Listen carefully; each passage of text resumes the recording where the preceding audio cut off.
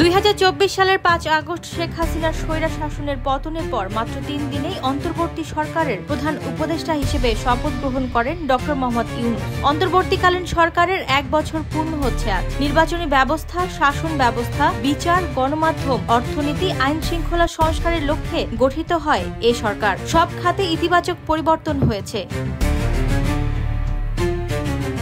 গত 1 বছরে সরকার গঠন করেছে একাধিক সংস্কার কমিশন, নির্বাচন, পুলিশ, বিচার, দুর্নীতি দমন, স্বাস্থ্য, গণমাধ্যম, শ্রমিক অধিকার, নারী উন্নয়ন, যাদের সুপারিশ ইতিমধ্যেই বাস্তবায়নের পথে। ফলাফলও দৃশ্যমান। জুনে সামগ্রিক মূল্যস্ফীতি নেমেছে 8.48%, যা প্রায় 3 বছরে সর্বনিম্ন। ডিসেম্বরের মধ্যে খাদ্য মূল্যস্ফীতি 6% নামানোর লক্ষ্য ঘোষণা করেছে ডক্টর ইউনূস।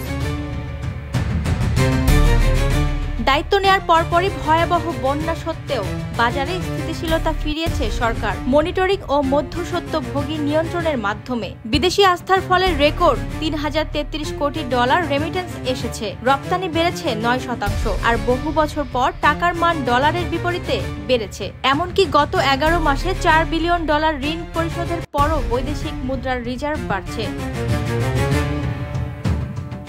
তবে চ্যালেঞ্জও কম নয়। গত 1 বছরে দেশের বিভিন্ন অঞ্চলে আইন শৃঙ্খলা পরিস্থিতি অবনতি ঘটেছে। খুন, হত্যা, সন্ত্রাসী হামলা ও গ্যাং সহিংসতার ঘটনা বেড়েছে, যা নিয়ে উদ্বেগ প্রকাশ করেছেন সাধারণ মানুষ ও মানবাধিকার সংস্থাগুলো। পুলিশ সদর দপ্তরের পরিসংখ্যানে জানা গেছে, গত জানুয়ারি মাসে সারা দেশে 71টি ডাকাতি, 171টি ছিনতাই, 294টি খুন, 105টি অপহরণের ঘটনায় মামলা হয়েছে। এই মাসে রাজধানীতে 8টি ডাকাতি, 54টি ছিনতাই, 36টি খুন এবং 31টি অপহরণের ঘটনা ঘটেছে। এছাড়া 2024 সালে সারা দেশে 490টি ডাকাতি, 1412টি ছিনতাই, 3432টি খুন এবং 642টি অপহরণের ঘটনা ঘটে। গত 1 বছরে ডিএমপিতে 41টি ডাকাতি, 248টি ছিনতাই, 339টি খুন ও 132টি অপহরণের মামলা রেকর্ড করা হয়। সংশ্লিষ্টরা বলছেন, অপরাধের মাত্রা মূলত পরিসংখ্যানের কয়েক গুণ বেশি। নিরাপত্তা নিশ্চিত করা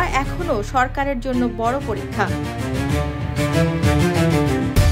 আগামী ফেব্রুয়ারিতে রমজানের আগে জাতীয় সংসদ নির্বাচন ঘোষণা দিয়েছেন প্রধান উপদেষ্টা। ডিসেম্বরের প্রথমার্ধেই আসছে নির্বাচনের তফসিল। অন্তর্বর্তী সরকারের 1 বছর, চ্যালেঞ্জ, সাফল্য আর আগামীর প্রতিশ্রুতি নিয়ে বাংলাদেশ এখন অপেক্ষায় 2026 সালের নির্বাচনের।